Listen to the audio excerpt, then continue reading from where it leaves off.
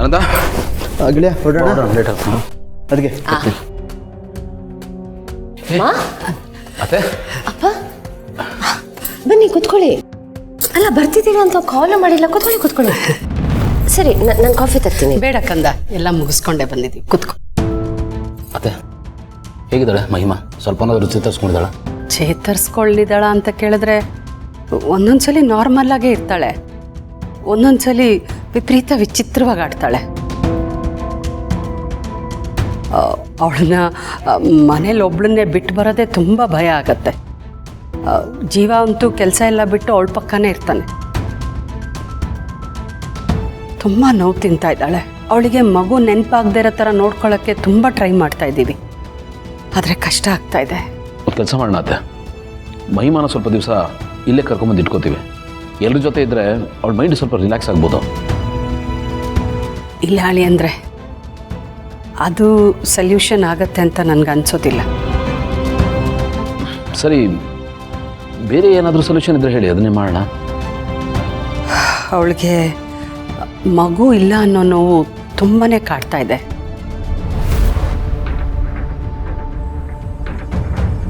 ಅವಳ ಹೊಟ್ಟೆಲಿದ್ದಿದ್ದ ಮಗು ಬಗ್ಗೆ ಅವಳು ತುಂಬಾ ಕನಸು ಕಟ್ಕೊಂಡ್ಬಿಟ್ಟಿದ್ಲು.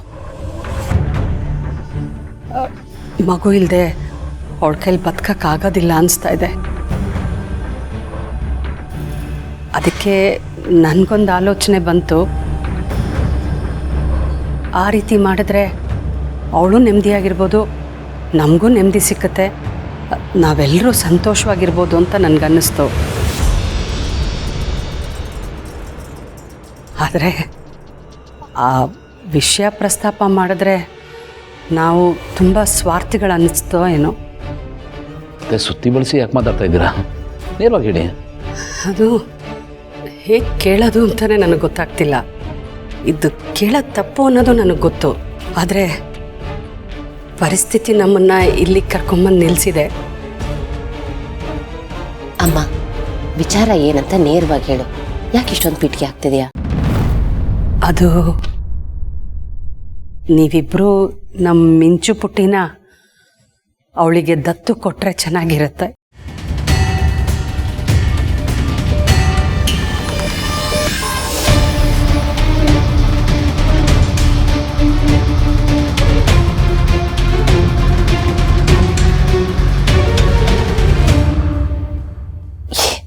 ಏನು ಮಾತಾಡ್ತಿದ್ದೆಮ್ಮ ನೀನು? ಹೌದು ಭೂಮಿ, ಈ ಸಲ ಮಹಿಮಾ ಪ್ರೆಗ್ನೆಂಟ್ ಆದಾಗಿಂದ ಗಂಡು ಮಗು ಆದರೆ ಅದು ಆಕಾಶ್ ಥರ ಇರಬೇಕು, ಹೆಣ್ಮಗು ಆದರೆ ಮಿಂಚು ಥರ ಇರಬೇಕು ಅಂತ ತುಂಬ ಆಸೆ ಪಟ್ಟಿದ್ಲು.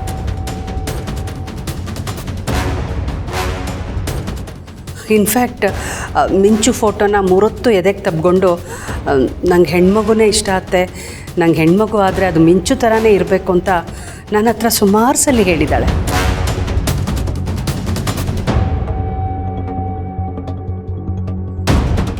ಏನೋ ಗೊತ್ತಿಲ್ಲ ಭೂಮಿ, ಅವಳು ಮಿಂಚುನ ತುಂಬ ಹಚ್ಕೊಂಡ್ಬಿಟ್ಟಿದ್ದಾಳೆ. ಎದ್ರೆ ನಿಂತರೆ ಅವಳಿಗೆ ಮಿಂಚುದೇ ಜ್ಞಾನ. ಅವಳು ಮಿಂಚುನ ತುಂಬ ಇಷ್ಟಪಡ್ತಾಳೆ ಭೂಮಿ.